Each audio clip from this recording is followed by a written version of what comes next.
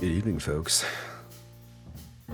and welcome back to yet another late night live stream with me, Diha.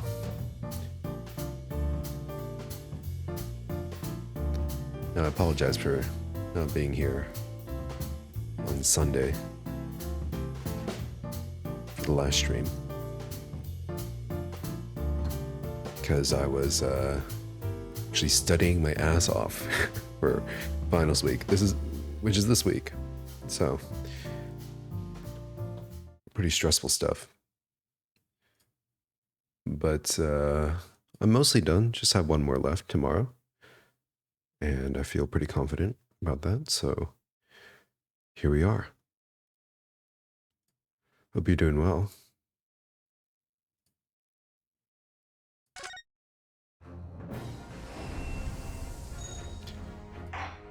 And you already know what we're playing. So we left off at the start of our summation examination. Yes, because, well, fuck me, I guess. I don't know.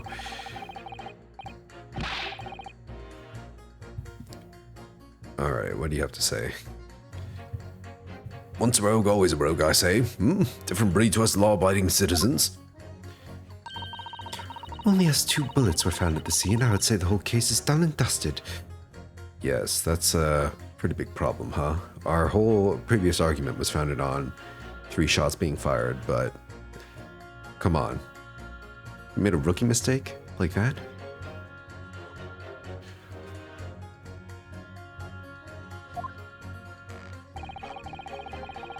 That's a new one.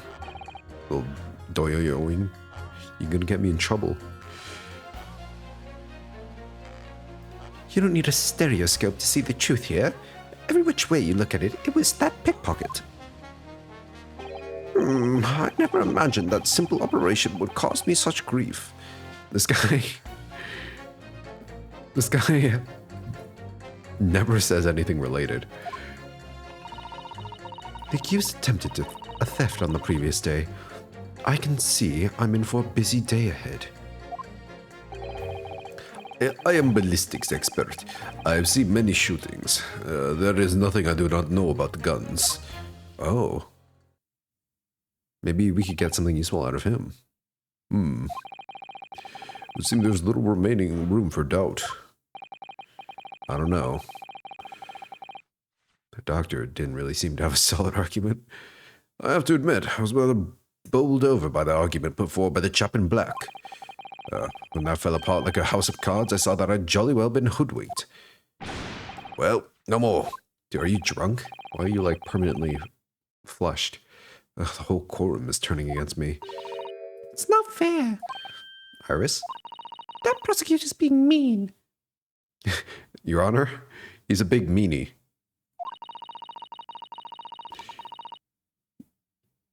He's being a big meanie, and he started it. Send his ass to the principal's office immediately and have him expelled.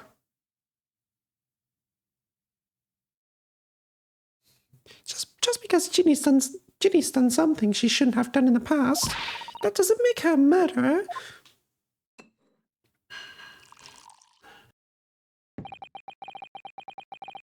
Allow me to savor this fruity vintage while I savor the spectacle of your fruitless debate on the matter. Is the truth coming out, eventually?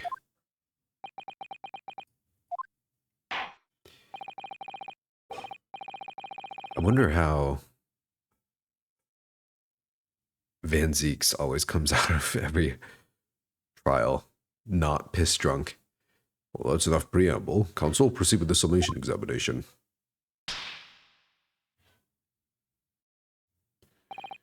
Come on, bro. Yes, my lord.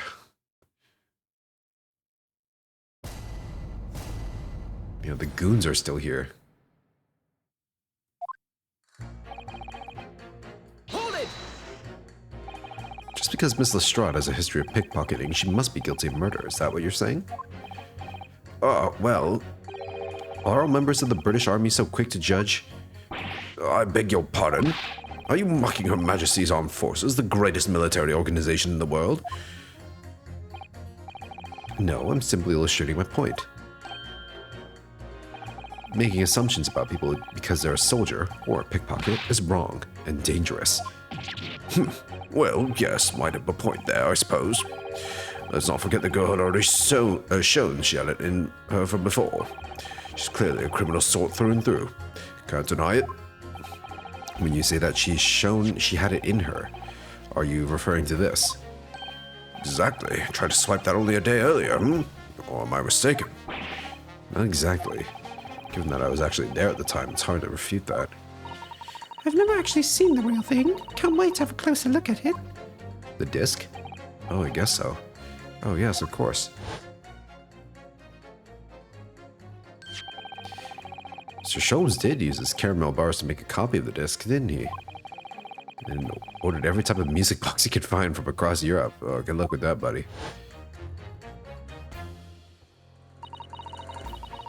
We still don't know what tune it plays, though, do we? I'd love to see how the original compares to Hurley's copy. A gilded disc. Could it be a clue somehow? Perhaps we should examine it in more detail. Well, let's do that. Is there anything on the back? Well, it says Tomb the Gilded, right? There's blood, which is Benedict's blood, yeah? Oh, Bruno, look! This is blood! yes, you're right. Just a small smear, but definitely blood. Actually, I feel as though I might have noticed that before. Haha, then it's my time to shine again. Oh, I never thought we could, like, color coordinate this. Yeah, analyze it. What does your scanner say?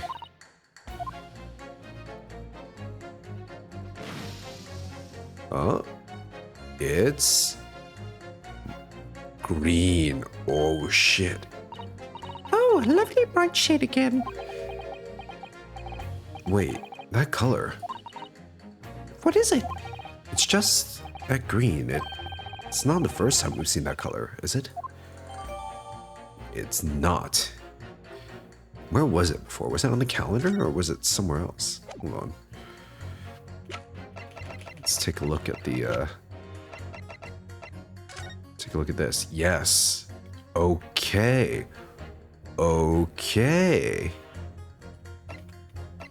So, now I know who Mr. Green is.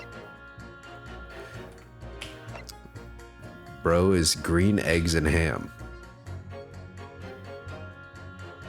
Purple. Blue. Okay, it's all coming together. And this blood is Mr. Mason's. Okay. Wow, thanks, Iris. Who helped me out, giving me that tip. I never even thought to, like, analyze the blood here.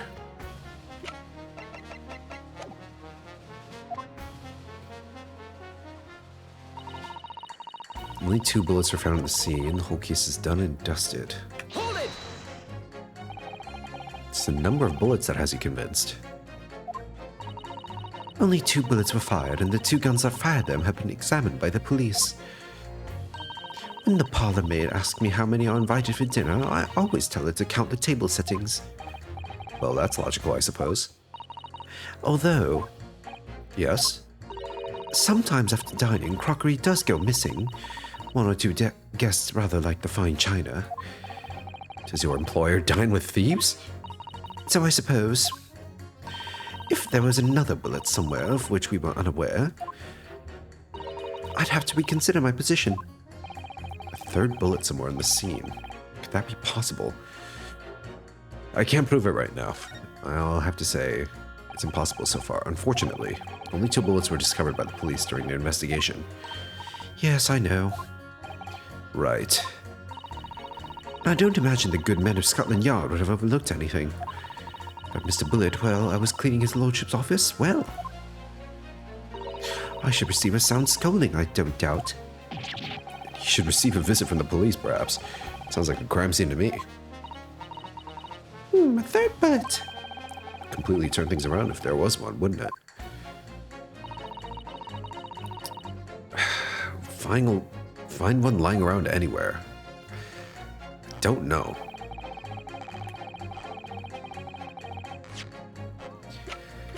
I mean,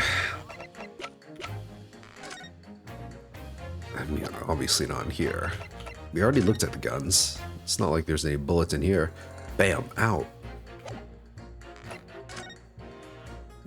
Any stray bullets in the chamber? No?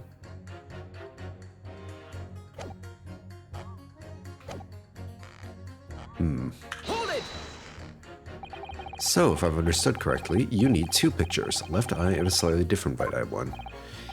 Exactly. Then you can see the scene in 3 dimensions, like this. So, if we have two bullets, I don't suppose you can see anything useful with them. I think you'll find that no matter how much you squint, the truth of the situation always looks the same here. The only person who could have shot the victim is the girl in the dock. How can you be so sure of that? Think about it. The Skulkin brothers shot the great detective, didn't they? Yes, that's been mentioned once or twice. Well then, surely it's coming to focus now, isn't it? This is a waste of time. I'm not going to change this man's mind anytime soon. Alright, we'll leave his goofy ass for later, I guess. Alright, you sweet old man.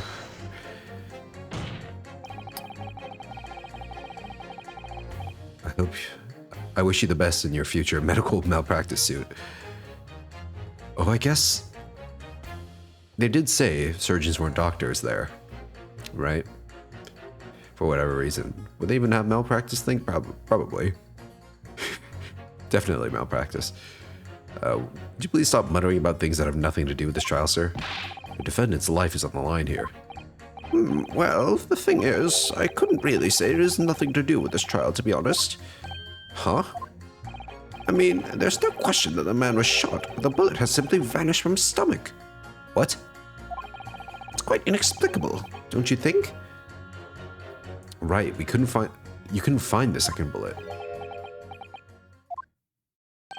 I almost don't want to ask, but this surgery you've been muttering about all this time, you were operating on... What was the fellow's name now? Herlick? No, Hairlock? No, Hairlock? Oh my god, he's the guy. Herlock Sholmes by any chance? Yes, good lord. It was that Hairlock fellow. What? You're the surgeon that operated on Mr. Sholmes? That's right. Using the very latest anesthesia techniques, I might add. It was a fairly major op, I can tell you. This is crazy. Let me see. The fellow was brought in not long after midnight, if I remember correctly. They say he'd been shot by some criminal or other, so I opened him up like a shot. But the funny thing is, I went over his insides with a fine-tooth comb and I couldn't find the bullet anywhere. So I'm afraid I had to throw up my hands and just stitch the fellow back up. I hate to state the obvious, but... Well, there you go. There's our third bullet. Surely that's because the bullet is still at the scene of the shooting. Counsel, the defense is correct. As is clearly shown in this photographic print.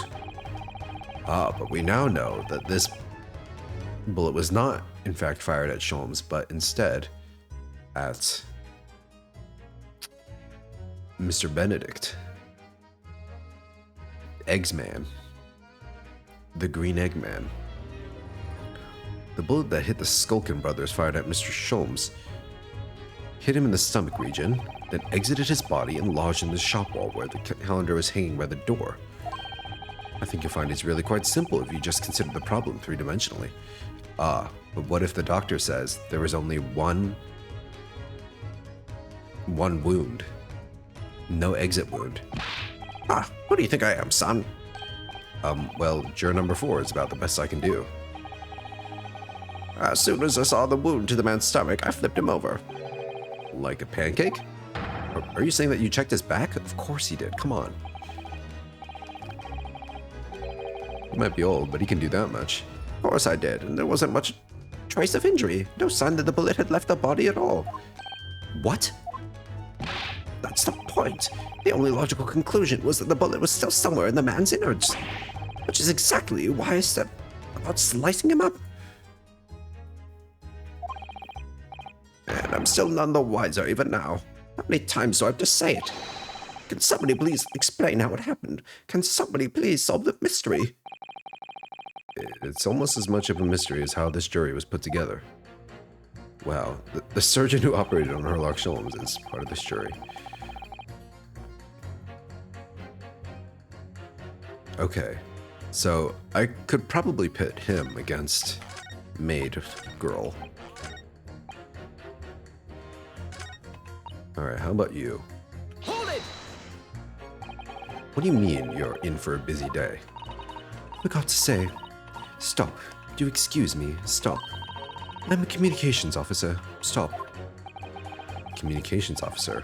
Does that have something to do with sending telegrams? Everything from personal messages written by members of the public to the latest news in the capital. I convert all the messages into Morse code and tap it out to the entire world electronically. To the entire world? Thousands of miles of cable under the sea. Stop. Worldwide communication network. Stop. Information transmitted to and from all corners of the globe. Stop. Ah, yes. She was getting equally worked up about radio waves, or like before, wasn't she? I specialize in communicating information from government departments and newspaper offices. I see. I'm sure she'll have to wire the newspaper reports of today's guilty verdict later. So no sleep for me tonight, I imagine. Well, let's just finish the trial first, shall we? Oh, little mouse. Hold it! I thought you were just a tourist. Good day. I am visiting London for sightseeing. I would like to take boss to Crystal Tower, please. He always pulls out that line, huh? There's no way he's just a visiting tourist. So you're a ballistics expert. Who knew? I have much experience with guns. Ah. I have lived through many, how do you say, extreme, violent bath of, blood of, Extreme violent bloodbaths, perhaps. Yeah, those. Extreme violent bloodbaths. English is very, very difficult tongue. Considering the sort of people you associate with, I'm surprised you still have a tongue. Anyway, if you have questions about bullets and guns, you ask me. There is nothing I do not know. No mystery I cannot solve. So, can a man be shot with no exit wound and not have a bullet in him? He's very confident in his knowledge of guns, that's for sure. But, if possible, please, only in the Russian language. Do we have a translator here? He's not very confident in his knowledge of English, though, is he? No, still, we should bear in mind he's our man if there's a mystery about guns or bullets. Van Zieks has managed to convince everyone. Why is she staring at me like that? She's locked in. She's locked the fuck in. When you have eliminated the impossible, he said. But he hasn't. If we're gonna fight back, we need more material. Alright.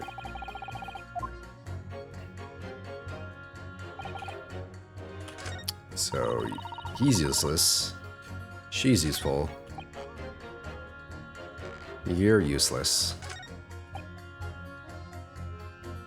Where's an expert where you need one? Ah, so I have to pit you against you. Objection!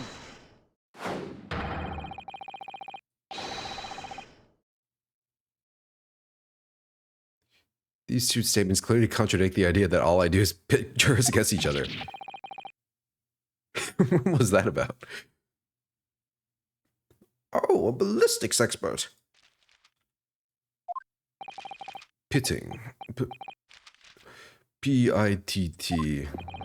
On the night in question, Mr. Sholmes was shot by one of the Skulkin brothers. But since there was no sign of an exit wound on his back, we must assume the bullet didn't pass through him. However, no bullet was found lodged in Mr. Sholmes' body either. Furthermore, A bullet was found lodged in the wall of the shop where Mr. Sholmes was shot. Juror number 6. Hello, my name is Whelan. Pleased to meet you. He is the guy.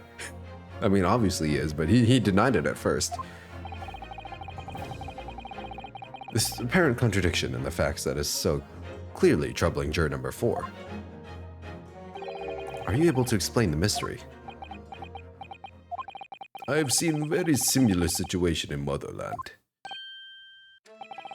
It was night. There was blizzard. I was running away along a mountain road in freezing cold. Golly. The snow was piling high on both sides of the road. It was very narrow and dangerous. My pursuers had hunting rifles and they were on dog sleds. Mental note, don't ask too many questions. I was shot from behind and I fell down in the snow. And the situation was very similar to what I hear today from doctor. They could not find bullet in my body. And no sign of, how do you say, exit wound. Then where did the bullet go? Bullet never hit me. Never hit you? And why did you have a wound? Well, if it never hit you, why did you fall down? Bullet hit frozen wall of ice very close to my side. Ice? What? One small piece, very sharp, broke away from lump of ice and pierced my body. It made deep wound that looks just like bullet wound.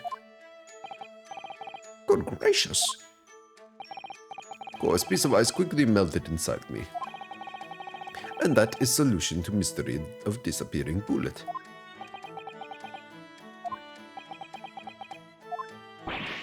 But that doesn't answer the question at all. Was there any ice at the crime scene?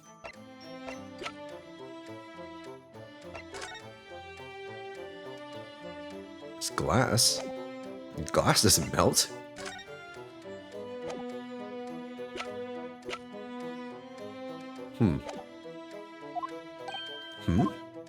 The shooting happened in the pawnbroker shop.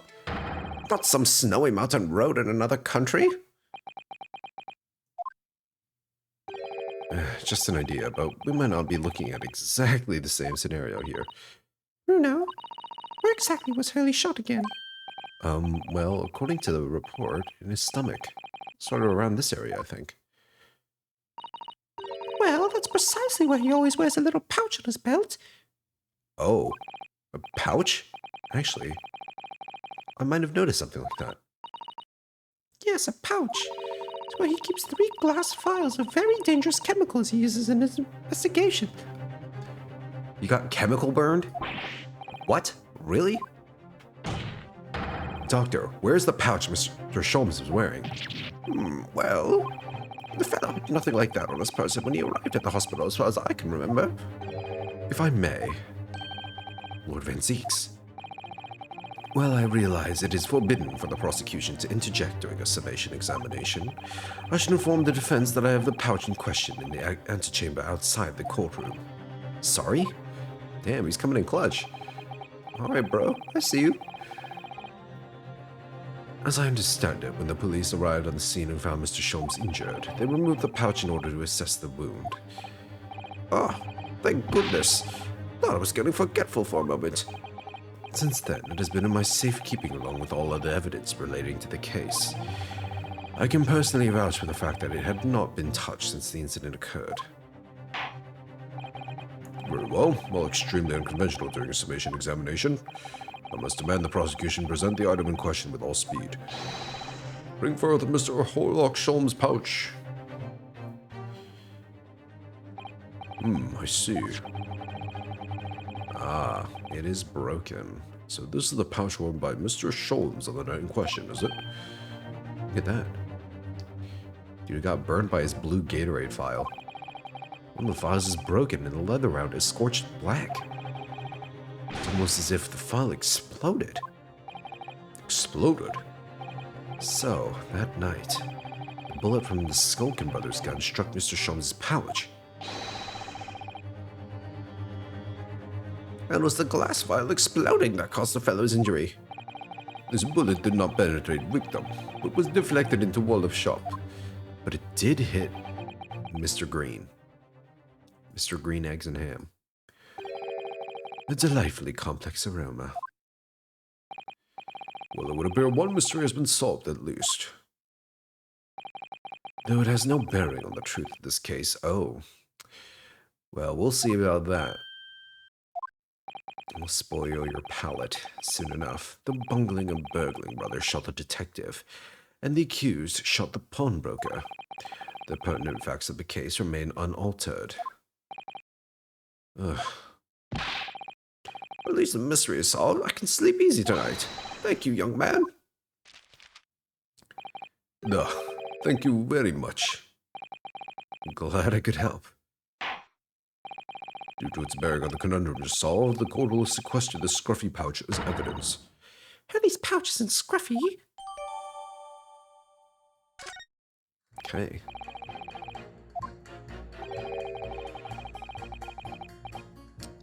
Defense is strongly to alter your opinion. Please, my lord, a little more time. After all, it's a new piece of evidence. Could be a valuable clue. Can't afford to overlook anything here, Ryunosuke. Okay. Okay, we see the line here. We see the line. Probably have to present something to the maid, yeah? File to the maid? Oh. Oh. Not just a file, but a bullet. Some people think they can outsmart me. Maybe. Maybe. But I've yet to meet man who can outsmart Bullet. It's really scorched badly just here. Oh, the strap is broken. Look. Oh, I was clearly pointing at the bullet through the hole. Let me see. There you go.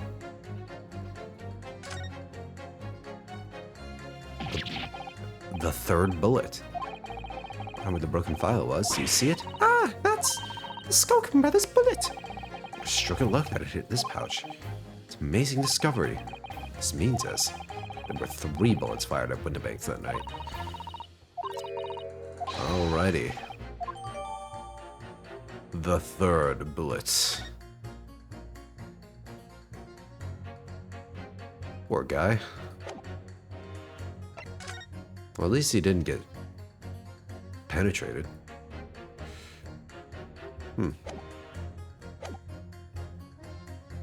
Alright. Let's go back to Maid Girl.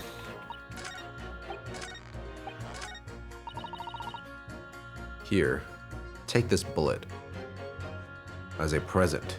Hold it!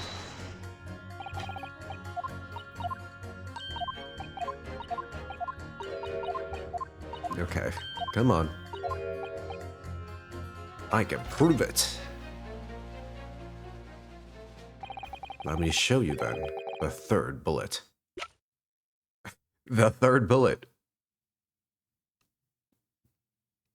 Take that! Straight up called the third bullet. Here it is. We discovered it just now. Yes, on the night in question in Windibank's pawnbrokery, another bullet was fired. Hold it! What is this new trickery, you Nipponese conjurer? Thank you for handing me our secret weapon on a silver platter. Where did you find that bullet? It was lodged inside Mr. Sholmes' pouch. What? This pouch was removed from around Mr. Sholmes' waist before he was taken to the hospital, and since then it has been touched by no one. Do you mean to say the shot fired by the Skulkin brothers that night?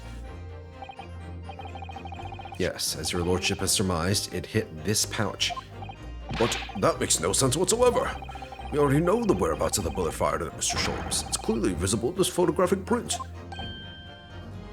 Ah! 2 guns from the scene have already been submitted into the court record as evidence. Yes, that of Mr. Windibank and that belonging to the Skulkin brothers. And examinations of both guns revealed that only a single bullet had been fired from each. So a third gun also. But that must mean... That's right. We now know that on the night in question, 3 bullets were fired. However, only 2 bullets were fired from the guns recovered from the crime scene. And until that incontrovertible inconsistency is somehow explained, we cannot and must not pass judgment.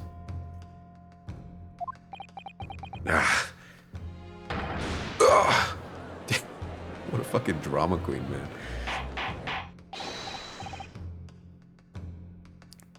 Order, order, order!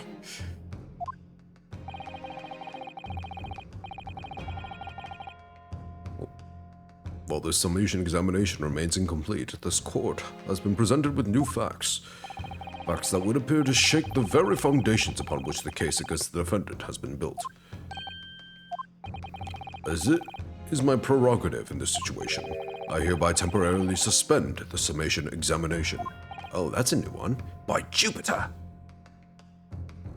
We didn't have to change anyone's minds. The judge is just like, fuck it. The show must go on. Bailiff, bring the witnesses back to the stand at once. So is everyone still gonna stay in the black or what? So where's gun number 3? Witnesses? Governor! Were you listening to proceedings while the defense carried out the summation examination? We was, Governor, we was. Perhaps we can dispense with the tedious preamble. Simply answer this one question. A third bullet has been identified at the scene of the crime. What do you make of that? Make of it, Gov. I don't make nothing of nothing. I help it. Is it one of yours? Go blimey, Gov. Go blimey. Not a chance. In that case, did you have an accomplice? What? What? Never. The Skulkin brothers work alone. It's just the two of us. That's our trademark. How soon we forget poor Silky. Only 2 of the bullets from the crime scene originated from the firearms we have in evidence. The third bullet was fired from another gun. Where is it? Lummy, that's an head scratcher. Counsel for the defense? Yes? I should like to hear your thoughts regarding these new developments. The third bullet and the mysterious missing firearm from whence it came. Thinking back all over the testimony we've heard and all the evidence we've seen, I think I'm starting to form a picture of what really happened that night. Wait, am I?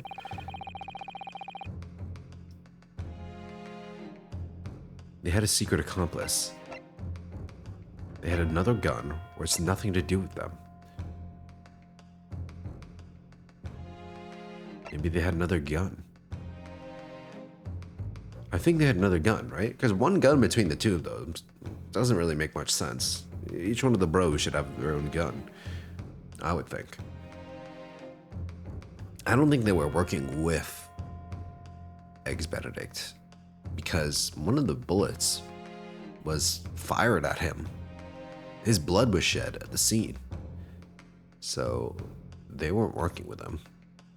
Unless they fucked up that bad and shot their accomplice, but no, I think they had another gun. On that night at Winterbank's pawnbrokery, the brothers must have been in possession of another gun. We know that only one bullet was fired from each of the 2 firearms already in the court record. The logical conclusion, therefore, is that the brothers were working with an accomplice. Oh. Okay. All roads lead to this, I guess. Fuck my logic, then. What? So why did Eggs Benedict's blood get shot? Accomplice was carrying a gun. Huh? I am confused. An accomplice, you say? Pig's will. These protracted proceedings may have already forced us to endure 2 summation examinations.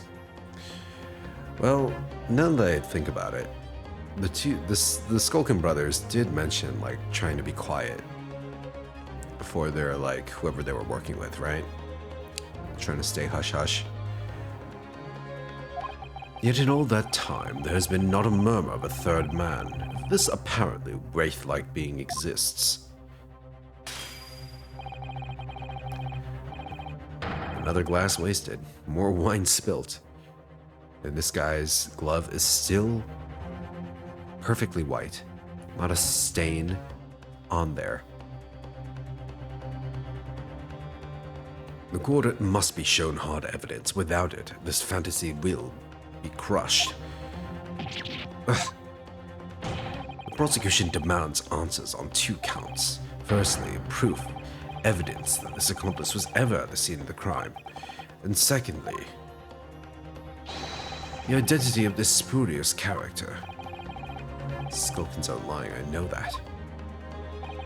But how can I ascertain the identity of the person they're hiding? Well, Consul, I'm supposed to prove the existence of this accomplice and reveal the person's identity even. In response to the prosecution's demands, my lord, the defense is ready. We'll just present the green blood. That's all we have to do. The defense is ready. I believe I can provide all the answers the prosecution demands. So, my Neponius friend, despite the swimming eyes, you seem to think you have something to say. This promises to be interesting. I have to push forward now. There's no other option. I need to use every single piece of evidence available to me if it will make a difference. In that case, Counsel, I would ask you to present the evidence without delay. On the night in question, the moments leading up to the death of the victim, what proof have you that there was a third intruder present at the scene? My proof is blood samples. Take that! The evidence is right here, in this portfolio. By Jove, that portfolio again, is it? Do you expect the court to rifle through your papers itself? Be more specific. Yeah, just toss the portfolio at them. Yeah, figure it out, guys. You're smart enough. You claim one of the blood samples proves the presence of the third intruder. Well, which one is it? It's this one. Take that! What am I looking at here? There appears to be some green paint or such like around the bullet hole in the middle of the calendar. And that's a bloodstain, my lord. Bloodstain? It's the Grinch. He's the third man. Green blood. Curious even for you. Is the court to understand that the intruder was some unhuman creature? It's something developed by Mr. Herlock Sholmes. By the great detective. New invention. Stop. Not yet appeared in stories. Stop. It's this, you see? It doesn't have a name yet, though. This Fulker sprays a chemical that reacts with the different elements of people's blood to change its color. Different elements? People's blood? I mean, everyone's blood has the same elements in it. Do you mean like blood type or what? The fuck is this? Made of different elements bullshit. I guess they didn't really understand what elements were, maybe. Maybe they did. I don't know exactly what the medical and scientific knowledge base was at the time, you know. What's a whole extra dimension to looking at blood? Talk of blood in courtroom. Stop. Very exciting. Stop. As an example, this one shows the blood of the victim, Mr. Windibank. Oh, a striking blue. A stinking blue. Yes, so you see, the green color of this bloodstain in the calendar shows that somebody else was shot in the main part of the shop. Oh, hold fire there, young man. Could it be from some unrelated incident, couldn't it? No, it's not unrelated. The date showing on the calendar is the date on which Mr. Windibank was killed. My golly! Therefore, we can assume that whoever was shot on the same day. Whose blood is it? Well, the Skulkin brothers in the stand don't appear to be suffering from any gunshot injuries, which means it must be the blood of somebody else, the third intruder, in fact. Objection! Whose identity the court is still waiting to hear.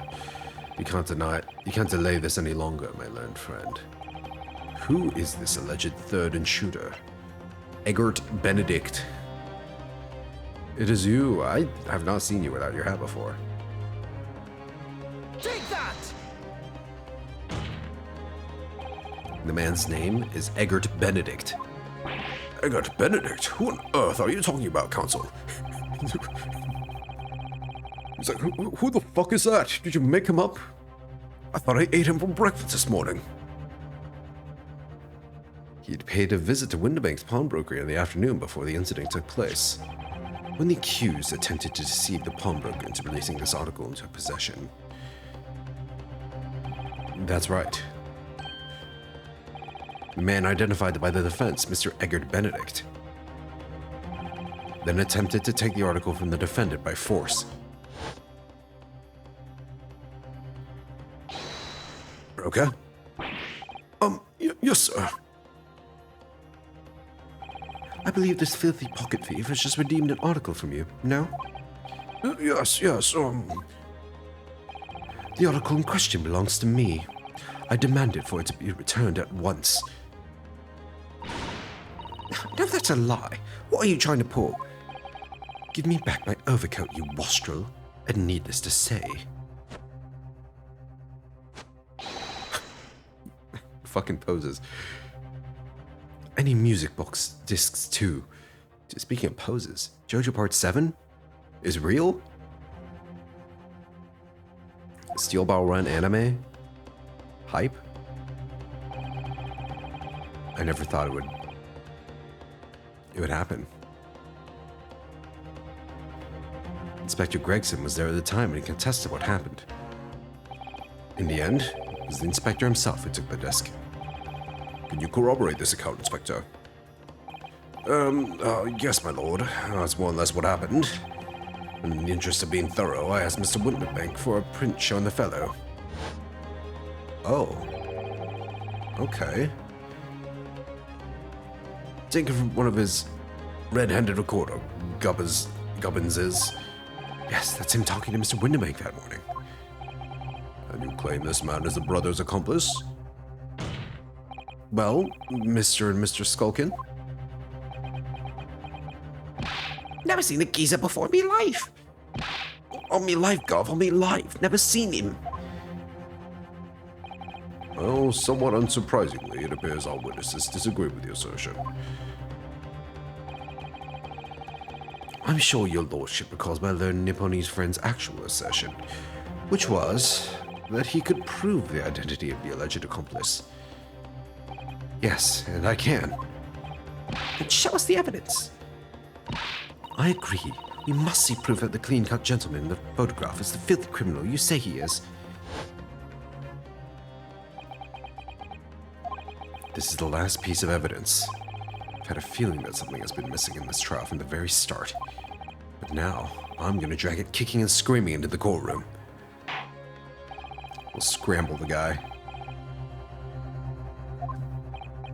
Yes, my lord.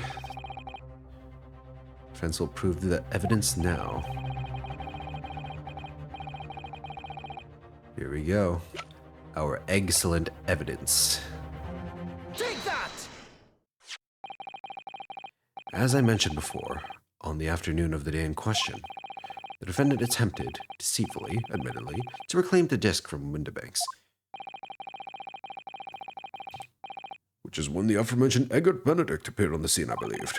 Well, this man then attempted to purloin the article from the defendant's possession, no? That's correct, my lord. I myself was present at the time. It was following this that a minor incident occurred. But of course, sir. This is the disc for you. Very well. Then I shall bid you farewell. Say goodbye to style. Wait a minute, that disc is mine. What do you think you're doing, you little tramp? You've drawn blood, you filthy animal. Being a music box disc, has countless small but sharp metal protrusions over its surface. Those protrusions caused Mr. Benedict's finger to bleed, and the resulting smear of blood is still visible on the disc now. Goodness, a blood stain, is it? My assistant and I have just analyzed the bloodstain here in this very courtroom. Using my trusty fogger gun. Yes, and we added the results to this portfolio. I say, It's green. Number 5 was the Morse code lady. It's exactly the same color as the blood around the calendar. The evidence is conclusive. The man calling himself Mr. Eggert Benedict, who was in Windibanks earlier in the day, is the accomplice who was present at the scene of the crime that same night. Here we go. Now we're gaining some momentum. My lord, it is the opinion of the defense that Mr. Eggert Benedict should be summoned to the courtroom to testify. it would certainly seem that we can ill afford to ignore this gentleman's apparent presence. Objection! This has gone on long enough now. The flagrant ignorance of the mechanics of law. What? Herlock Sholmes, you say? Yes, I've heard the name. The protagonist in a series of short stories with the vulgar classes, a god of detection or some such.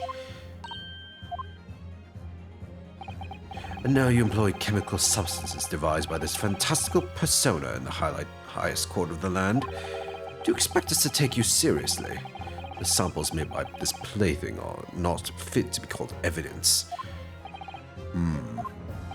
So the bloodstain turned a shade of green. What of it? Here see you successfully proving that no other blood in the world must turn the same color.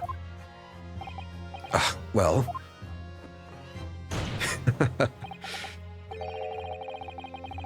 We love you, Van Zieks.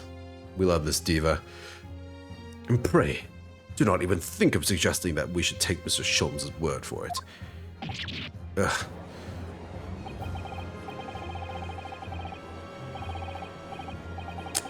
Should we call Sholmes here? I mean, he's up and running now. Like, he's out of the hospital.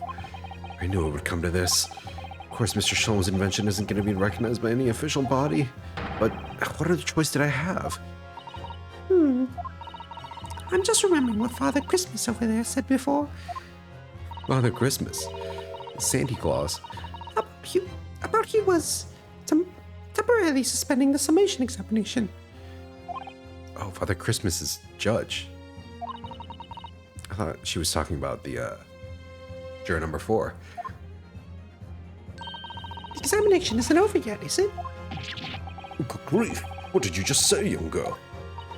In a summation examination, the decision as to whether or not the trial continues is in the hands of the 6 jurors, isn't it? So the way I see it, it doesn't matter what certain other people think of Hurley's invention. At least, not for now. Yes, she's right. Dude, coming in with the save. That's a SADA level save. I'm proud of you.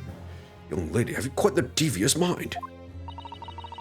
It really just comes down to one thing. Whether these ladies and gentlemen of the jury are convinced by what you say, Bruno. Is that about right, would you say? Or did I misunderstand something? Unbelievable. Mr. Sholmes' partner is a force to be reckoned with. Got a huge noggin. Iris Wilson, sharpshooter.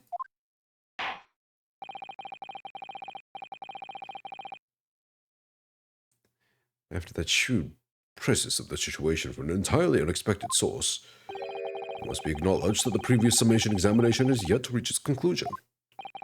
This is absurd. Ladies and gentlemen of the jury, the court now looks to you for your final leanings on this matter. As proud citizens of Her Majesty's Britain, I'm sure you will come to fair and just conclusions. They're all Sherlock Holmes fans. I'm sure they'll change their minds. So insert your final decisions in turn, please. Not guilty. Not guilty. Guilty. Oh, you're still guilty. Okay. Not guilty. Hey, let's go, my boy Willin.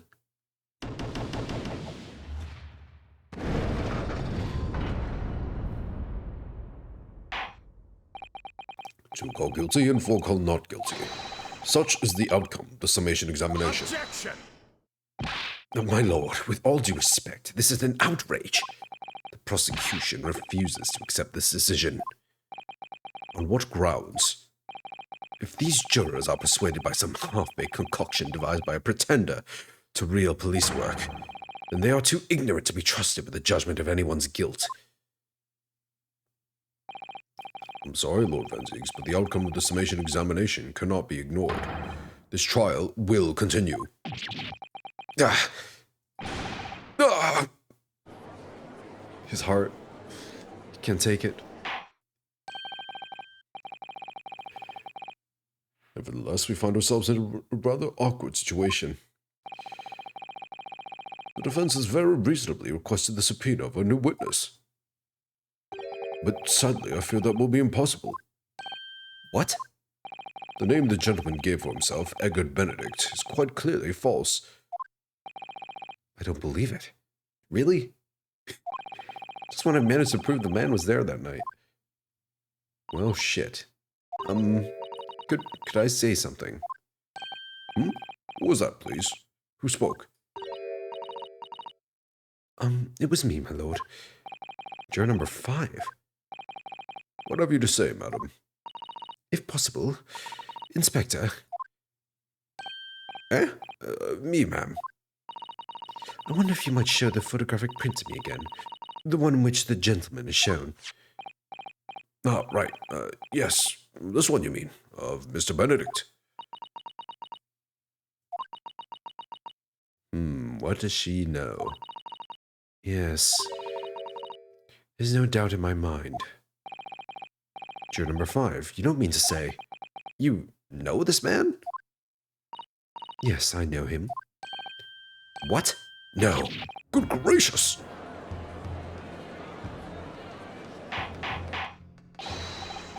Man, it really is a miracle that all these jurors are here. Divine intervention for real.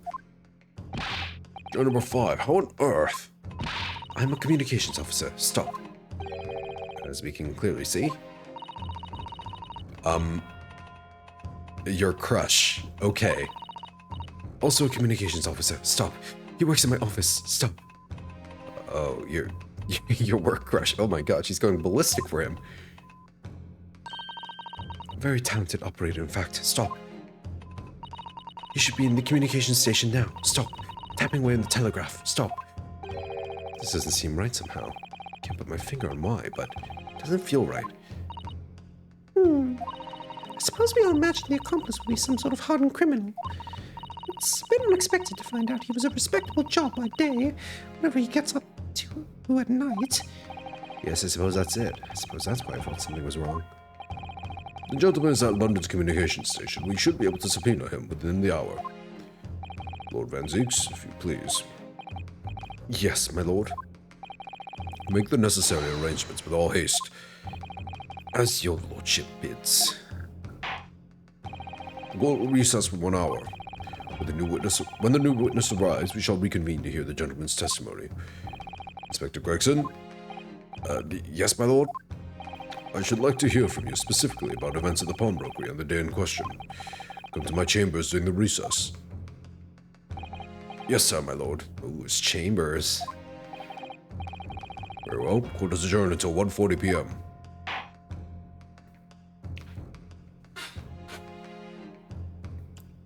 So when are we gonna get that spicy Gregson and Judge scene, you know?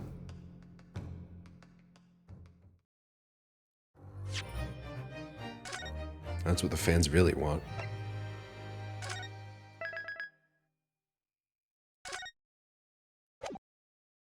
All right. I can smell the end.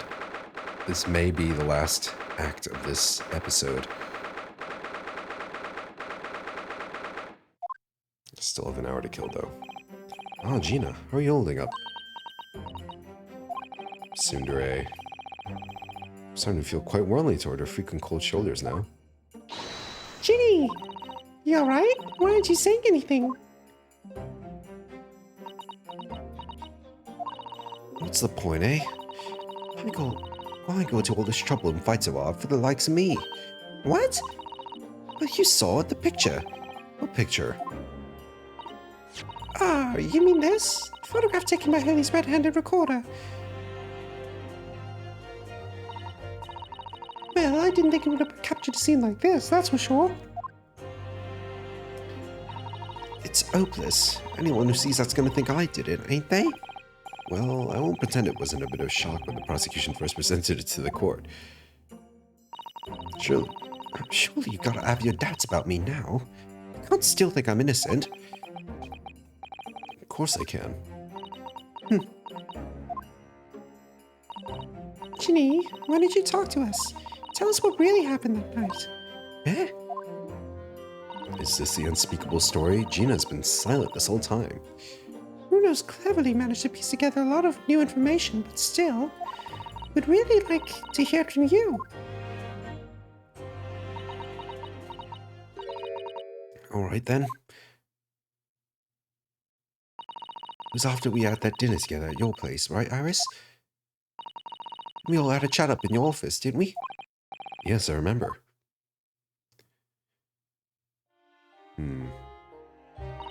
After that, I just couldn't get to sleep. So I slipped out and went down to the street to the 2 to 1. To Winterbeck's place. I had to know. Iris' story was there or not. Hound of the Baskervilles. Wait, no, that's Ryunosuke. I don't know what it's about or nothing. But if you ask me, there's something in it that Sholmes don't like. Something what we don't want people reading. So that's why he lied to Iris about sticking it lug with Winterbeck for safekeeping. At least, that's what I thought at the time. So you broke into Winterbeck's? I just had to know if it was there or not. I mean, I had no idea all that was going to kick off, did I?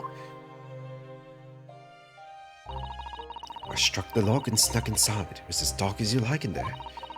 I gave the oil lamp on the counter a bit of wick. That's when. What do you think you're doing? I nearly died, I did. Next thing I knew...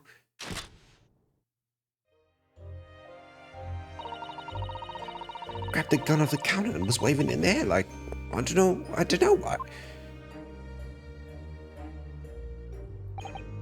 Oh, you're the girl who was in here this afternoon. I didn't think pickpockets went in for armed robbery.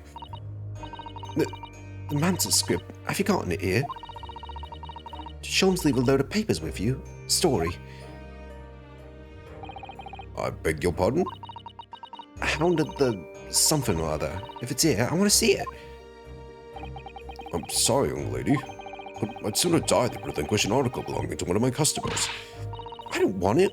What would I do with it anyway? I just want to see it's here, that's all. Oh, you want to see it, do you? I want to know if Sholmes really pawned it here or not. Please, just let me see it and I'll go. Oh, very well then. But for pity's sake, stop waving my gun around, would you? So then the old cove unlocked the storeroom door and we both went inside. It was there, all right. Mantle script. Sholmes went lying after all. You did all that just to check for me, Ginny? Anyway, there was a bit of a kick-up out in the main bit of the shop. The Skulkin brothers are having on the scene, yes. What was that noise? Someone's breaking in. Dear me, is there some burglars' convention here tonight that I don't know about? I think I forgot to shut the door behind me. Sorry. Better go and take care of it. Could I possibly have my gun back? Oh, well, I'll come with you, Anne. Now don't be foolish, young girl. You must stay right here. Don't leave this room under any circumstances. Oh, poor guy. Right, he took the gun out of my hands and walked into the shop. I'm back in the storeroom, like he said, straining my ears in the dark to hear what was going on. Sounded like they got into a bit of a scrap, so I think I should help, see? So I was just about to go out to the storeroom myself when...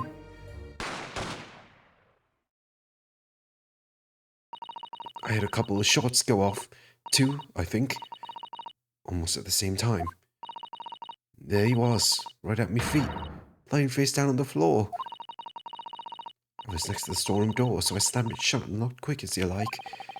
As you thought whoever had shot Mr. Windermere might come for you. Yeah, so I went to grab the old ghost gun. Figured I'd put up a fight at least. When I got a better look at him, I knew.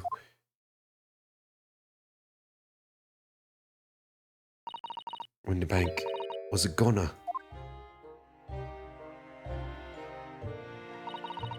I felt funny in my head all of a sudden, kind of dizzy. And after that, I don't remember nothing. Must be when you passed out, Gina. That poor girl. If I hadn't done what I'd done, Cove might still be alive. Did you tell the police everything you just told us? Of course I did, but they don't believe a word of it, did they? All they said was if I kept telling lies, it'd make things even worse for me. It'll be all right, Ginny. Don't worry. Just stay strong a little longer. Bruno's about to pull the real culprit through the mill. Cove, what was in the afternoon? That Egg Benedict. Still remember how he looked at me like I was nothing.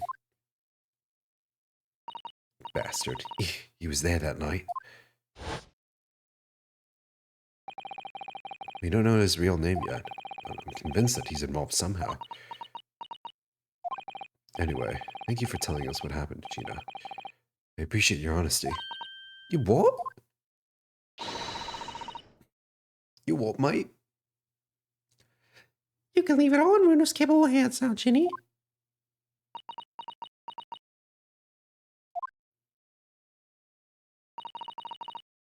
Mr. Nara-Odo.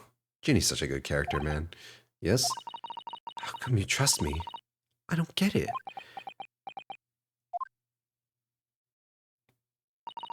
I mean, have you forgotten what happened here before? Come on, it was only 2 months ago. Me and McGill did. We told you a whole pack of lies. And you got the bog trot off with him, even though he was a killer. No, I could never forget that. No. I did I thought what was best at the time, but the pain of that error of judgment doesn't get any easier to bear. Still, don't forget I also made you a promise. I told you that I'd be on your side to the bitter end, no matter what. But what if I'm lying? You could be working to get another killer off the hook for all you know. I was once in your position, Gina. I was the accused in a trial. You were? Before I left Japan, I was accused of murder. Oh, Cosma. Cosma came to my rescue. Strange as it might sound, the circumstances of the crime are pretty damning. I was sure that no one would believe it wasn't me who'd done it. Oh, Bruno. There was one person who stood up for me, who believed in me, who was prepared to defend me. My best friend. Oh, the theme's back. I can see his bellowing bandana, or headband. Ryunosuke, no one believes in you more than I do. Leave this to me. All you need to do is put your faith in me, and I'll do the rest. I was so happy I cried. But even then, somewhere inside me, I couldn't help thinking, surely he doesn't really believe in me, completely. But I was wrong.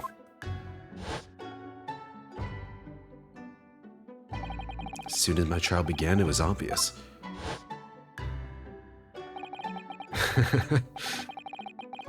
He had absolute unwavering belief in me. Why did the guy have to die so soon, man? Did this game have to really mirror the plot of the first game that closely? And in turn, I developed an absolute unwavering belief in him.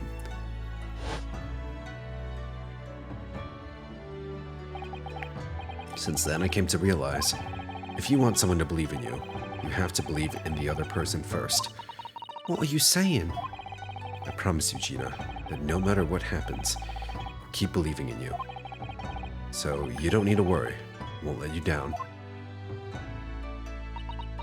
No, I'm gonna make her cry. Even though I'm a diver and a no-good liar? You're not like McGilded. I know that. That's right. You're our friend, Ginny. Iris. We know you better than you think. And we've come to the conclusion that you're someone we can trust. Yes, That's really all we need to know. exactly. Mr. Naruto, I...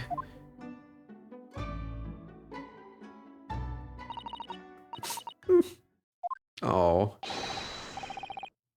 Oh, come on. Way to ruin our moment. Kidding me? Are we supposed to start at 1:40? You're telling me an hour passed already? Just for all that?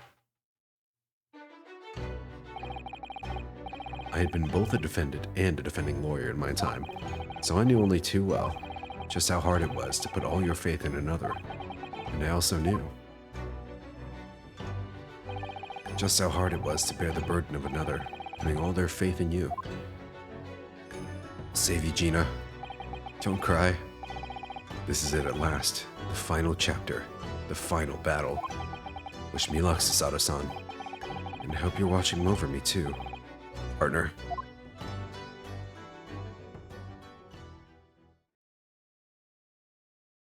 All right.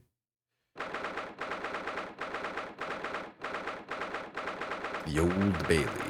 The final battle. Where is the man? I hereby call this court to order as we resume the trial of Miss Gina Lestrade. Lord Van Zeeks, have you successfully subpoenaed the witness? The subpoena was delivered to the communication station where the man works immediately, my lord. However, the heavy rain has delayed the arrival of his carriage, it would seem. I see. And let us turn our attention to Inspector Gregson's process of the case heard by the court this morning. The glaring omission of the third bullet in your report is a serious blunder, Inspector. Yes, I can only apologize, my lord. And although the defense's chemical analysis of the blood at the scene makes for a compelling argument, I cannot permit such untried methods to be used as evidence in my courtroom. It's a big mistake to cross Hurley and me. A very big mistake. You gotta watch yourself in your sleep, or Iris the sharpshooter's gonna get you. Oh my god, he's tall. Or maybe it's just I'm comparing him to the shortest man alive. Alright, well, good timing. Alright, get him in here. Mr. Eggert Benedict. I didn't expect to be crossing paths with him again so soon. And certainly not like this. Is he gonna be dressed the same? Yes.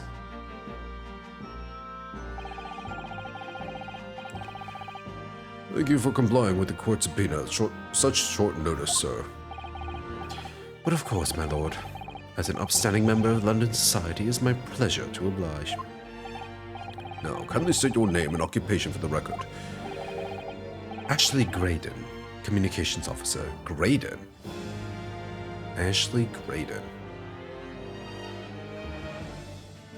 Her name's Ashley, huh? Mr. Graydon and I both work at London Central Communications Station. Now perhaps somebody would kindly explain what all this is about. You were apprised of the situation by the court officer on your way here, I presume.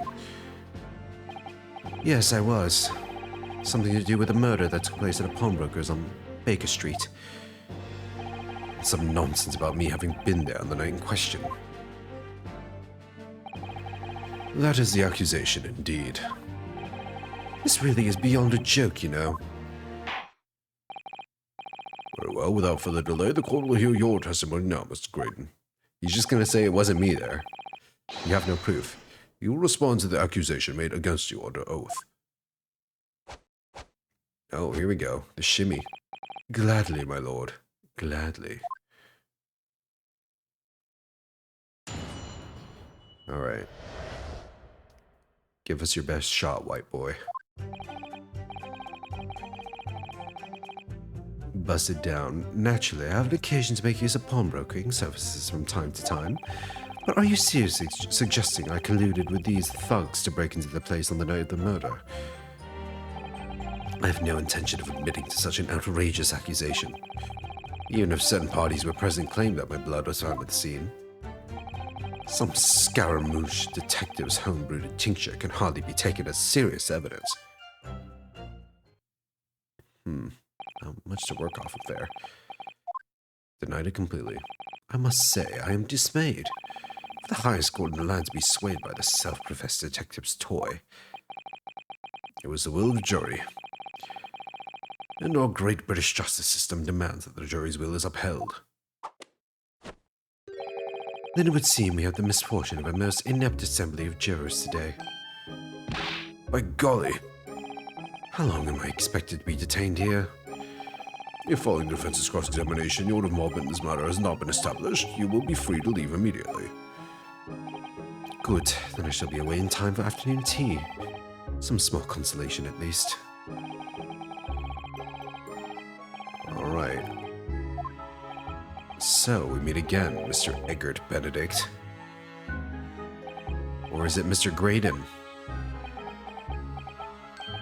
My apologies, you are... Yeah, fuck you too, Ryunosuke Naruhodo, defense lawyer. We have met.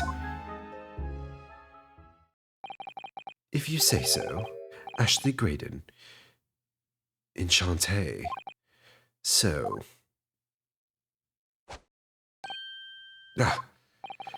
I trust we can conclude this quickly. Ugh, but I'm not holding your fleshy hat while we do. Nope. It's hat off for you. From now on, I guess. Hold it! Yes, we've been met in the very pawnbroker while the crime took place in the afternoon of the day in question. Though, of course, you introduced yourself by a different name at the time. It was Mr. Eggert Benedict, I believe. Tell me, what made you... Objection! The witness is here to testify about the events that took place that night.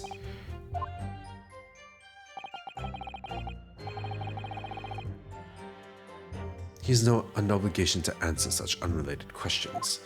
You can't be serious. Thank you, because I certainly do not feel inclined to answer such an inappropriate question. So he's going to be evasive, is he? In an effort to not give anything away. This could be tricky.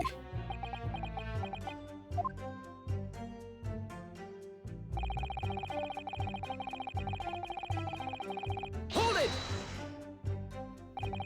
Have you seen these two men before? This pair? No, I don't associate with criminals. Said by a man who introduced himself as Eggert Benedict. I'd like to know who I have to thank for this. Who made this outlandish accusation against me? Well. 'Tis I. The young lawyer then, the black. This is a farce. Oh, busted down sexual style.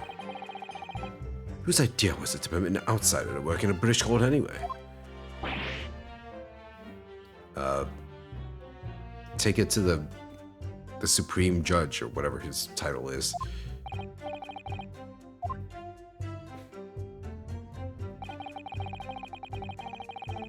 Hold it! Where were you at around 1 in the morning on the night in question, sir? He's just gonna say asleep. That is past the hour at which I would normally retire. Certainly. I was not in the company of these rapscallions. You able to prove that? Objection! Listen carefully, my learned Nipponese friend. For you appear to be under a gross misapprehension on this point. What do you mean? The witness maintains he was not at the scene of the crime. He has no obligation to prove his absence. If your accusation is that the witness was present at the scene, the obligation lies with you to prove your assertion. Fuck, you will fulfill that obligation before putting any more unreasonable questions to the witness. Dude. This fucking guy. He has every move for this situation. A silent victory wiggle. Thanks. I want to slap this motherfucker.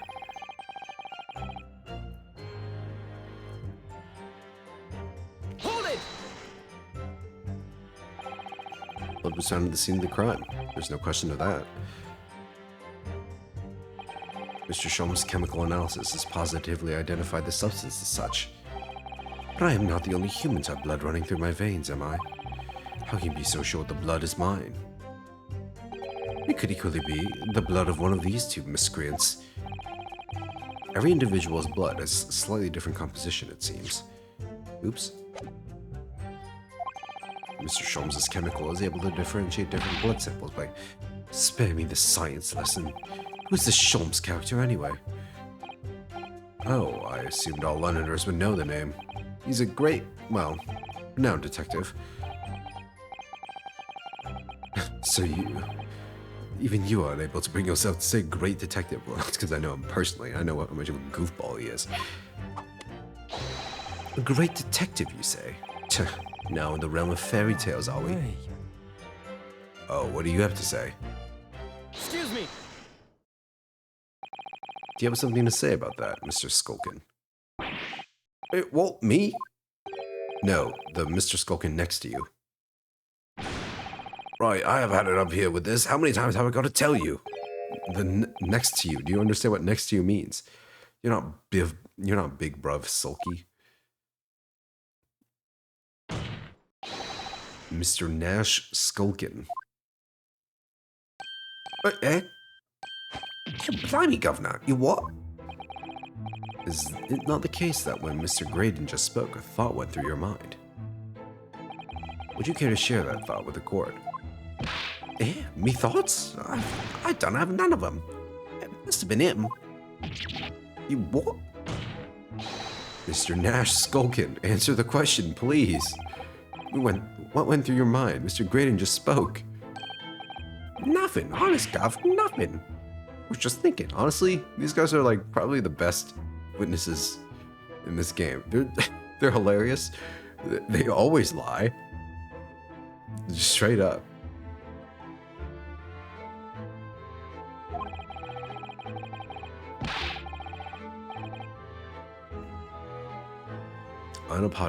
Unapologetically goons. Maybe waves his arm around like much more. It'll open the wound again. That's all. What wound? Well, he took the blood, of course. What? Who?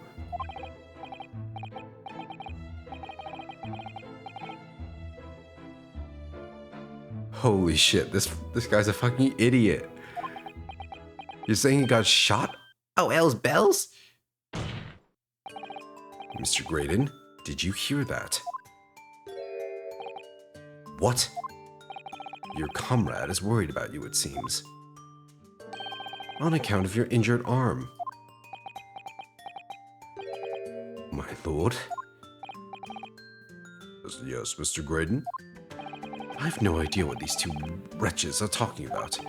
Certainly I shouldn't be expected to answer anything in relation to their mindless insinuations. We know that someone other than the victim was hit by a bullet at the scene of the crime 2 nights ago.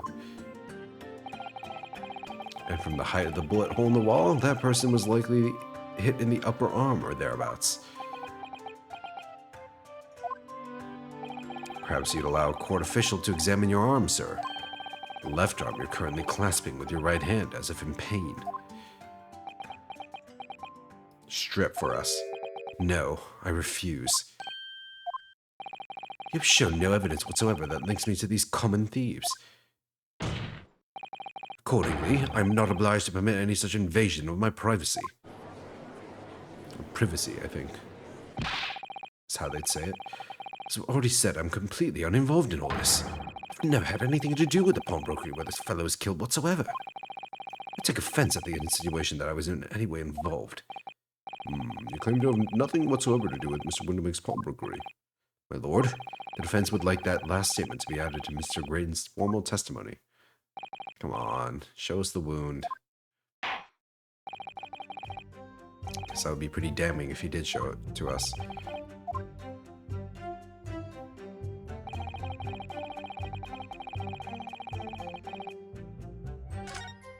Oops, I did not mean to. I meant to go back one statement.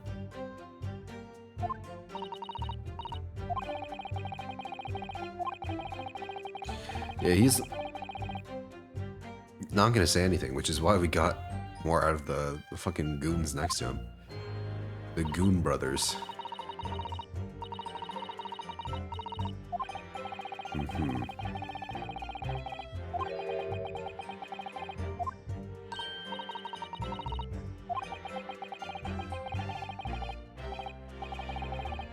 Okay, okay. Yes, yes, yes, I know. I just want to press that last statement, please. Thank you. Oh, I also want... Yeah, this statement I should also press. All the way. Don't forget, sir. It's the most famous detective in the world. The most famous detective in the world tells the truth, the whole truth, and nothing but the truth, hmm? Oh no, I can't think how to answer that. I once saw the world's most famous swindler thrown into jail. He allegedly told the truth, the whole truth, and nothing but what turned out to be a pack of lies. Ugh. Quite. Now, as you are no doubt aware, the Central Communications Station is the heart of this country's information network. My work there is of paramount importance, and you have kept me from it long enough already.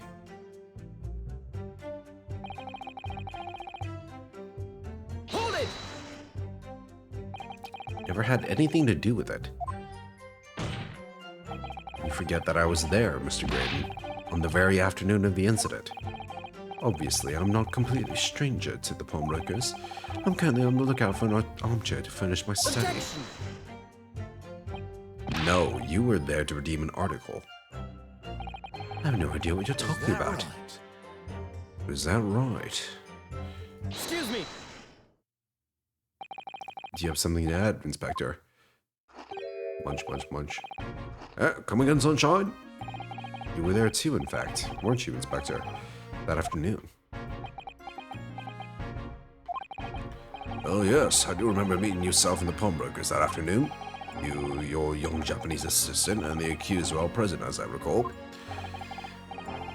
And then at that time, this witness, Mr. Graydon, was trying to acquire a particular article. Well now. I'm afraid I don't remember too clearly. Really? What? You must. I'm not going to lie and pretend I remember something I don't. What's going on here? Gregson showed us a picture before, didn't he?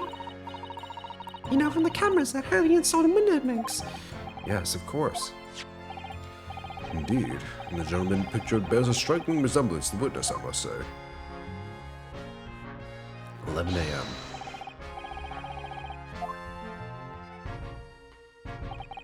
At no point have I denied that fact. I merely entered the shop to peruse the articles on sale and have a word with the broker. Nothing more. This makes no sense. I understand why Mr. Graydon might be trying to cover his tracks. But why would Mr. Gregson be trying to avoid giving testimony about what happened? That is confusing.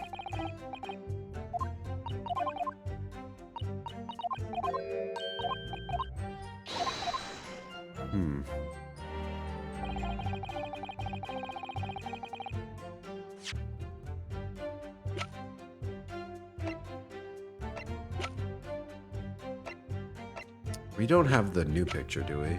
We don't.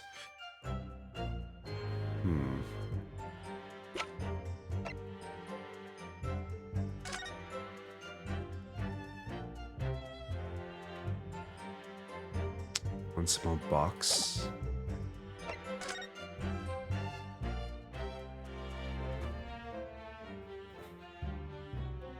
One gentleman's overcoat.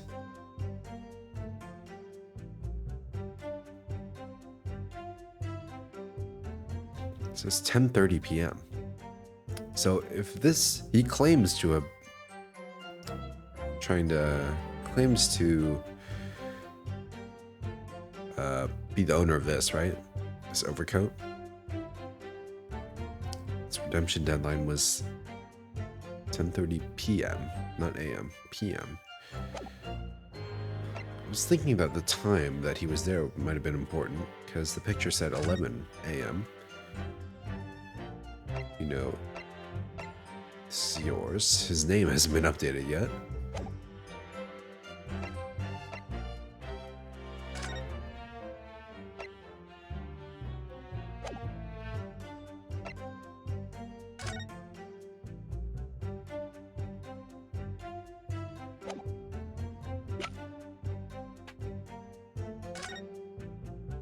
Hmm.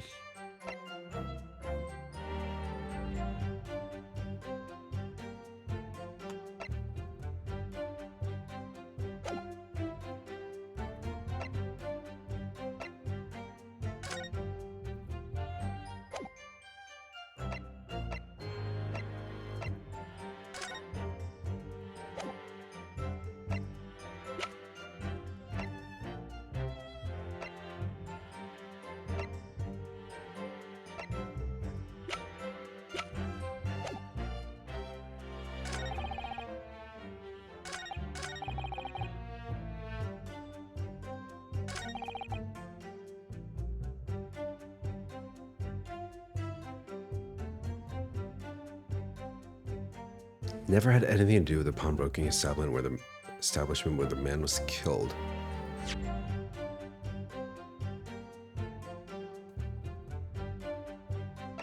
Do you?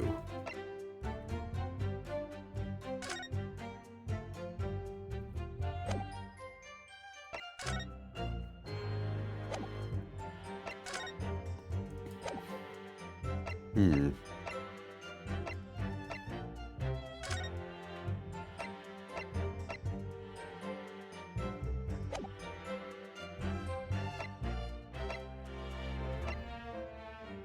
This can't be right, because the whole reason we're doing this in the first place is because they can't accept that as evidence, unfortunately.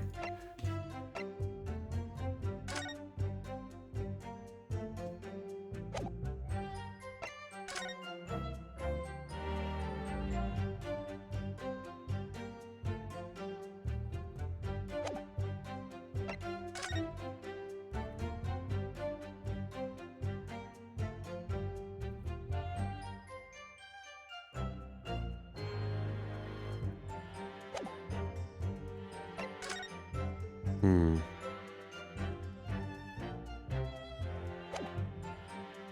Kind of stumped, to be honest.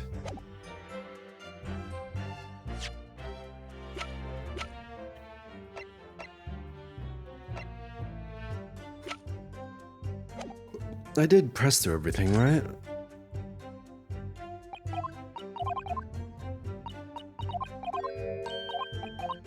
I did go through our court record.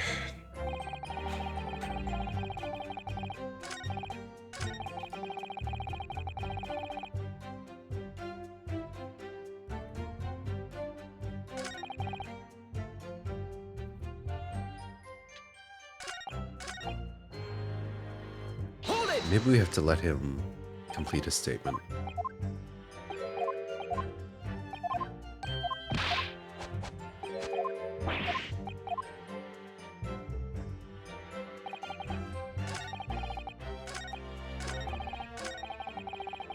Hold it!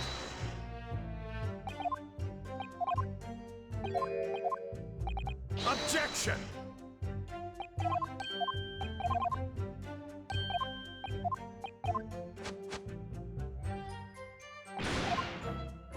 Hmm.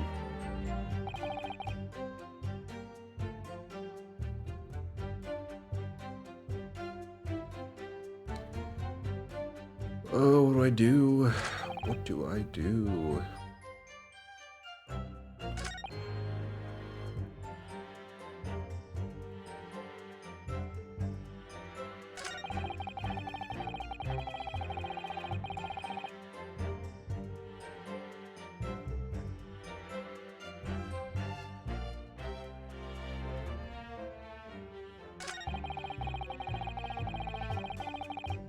Hmm.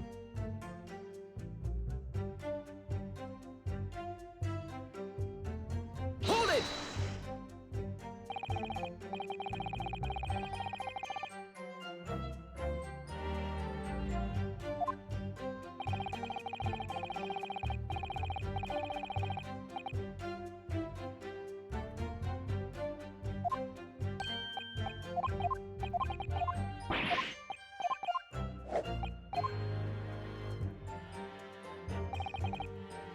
I mean, it's probably on this last statement here, right? Nothing to do with the pawnbroking establishment. Hold it! Objection! What can we prove? Is that right?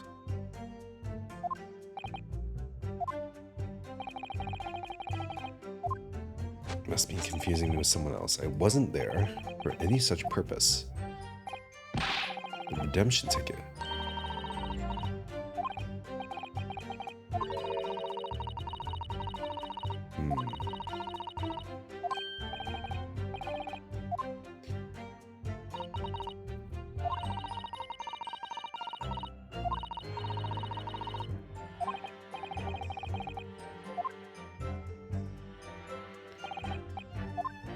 So we need evidence. It's basically present something at that statement. That's what I need to do.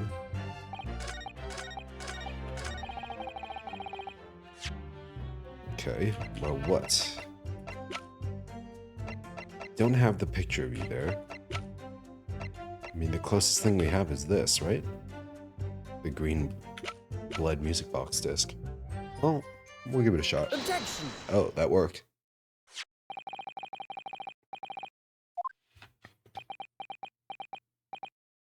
Why is it supposed to mean something? This disc was, until the day of this murder, pawned in Mr. Windibank's shop. It was redeemed by the defendant, Miss Gina Lestrade, that afternoon. However, somebody mysteriously appeared to try to take it from her. And that somebody was you, of course. Wasn't it, Mr. Graydon? As I have reiterated numerous times now, you are mistaken. That was not me. I'd never seen that disc before in my life. It may have escaped your notice, but there is a small smear of blood on the disc.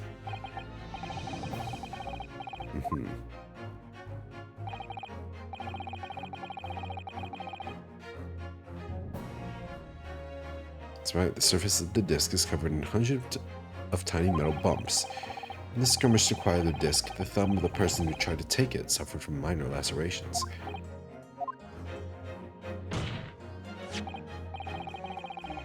So, while the disc bears the remnants of that skirmish in the form of the smear of blood, the thumb of the person in question must bear the remnants also, the form of a scratch. Dude, we're just telling him to strip everything. You show us your hand, show us your shoulder.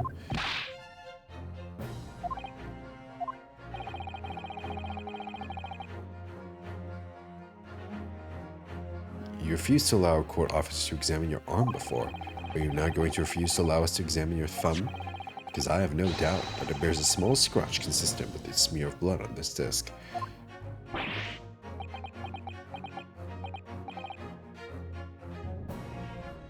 Well, well. It would seem I underestimated you. What's the meaning of this? So you admit it now. You admit you have a scratch on your thumb from when you attempted to take the disc from the defendant.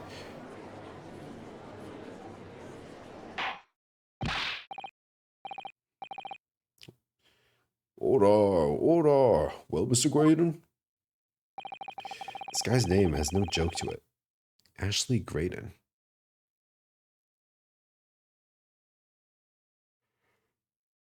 It would appear that there's been something of a misunderstanding here.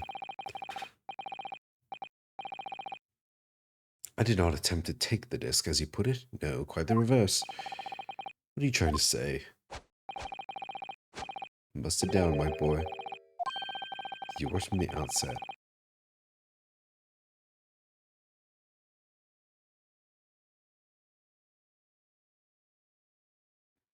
Some crime. Is there some crime in taking an item that you own out of pawn? What? It would seem, Mr. Graydon, that in this piece of evidence my learned friend has established a link between yourself and the incident. Accordingly, you will tell the court everything you know about this disc now.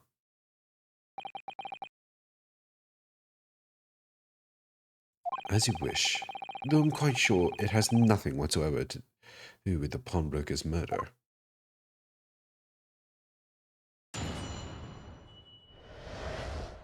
The disc. There's a note on the disc saying for McGilded, but the item belongs to me.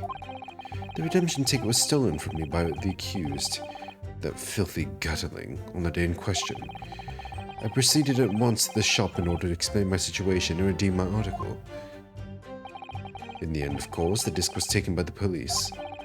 In other words, I had absolutely no reason to break into the shop later that same night.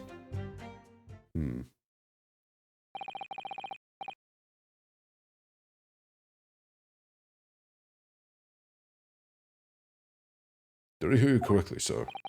McGilded, you say? Famous London philanthropist. Who burned. Fucking burned to death. Perished in this very courtroom 2 months ago after being acquitted of a distinctly messy murder. Yes, my lord. The one and the same. Good lord, Mr. Graydon. Are you saying that Mr. McGilded and yourself were acquainted? Yes, that's correct.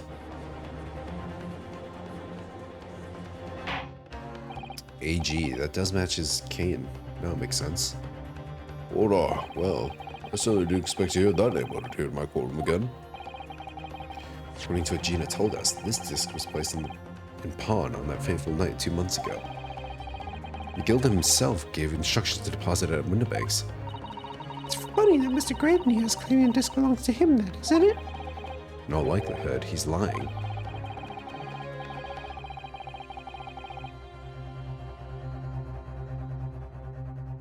So he appeared that afternoon at Windibanks in order to get his hands on McGilded's disc for some reason. Alright, cross-examining time in the next stream, because I get to sleep early tonight. Well, early is relative. It's 20 past midnight, but I gotta wake up early, so I need to get as much sleep as I can. So we'll save here.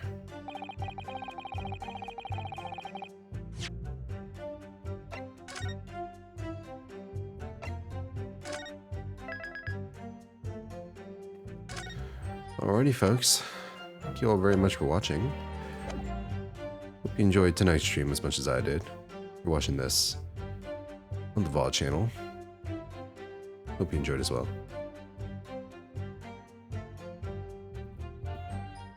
And make sure to follow, subscribe, do all that stuff. I should probably say that stuff more often. It actually works. Like, it's proven to work. I just don't do it because I don't know. It's weird to me, but I should do it anyway.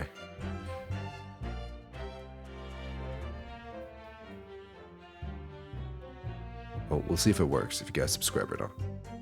So you better, or else.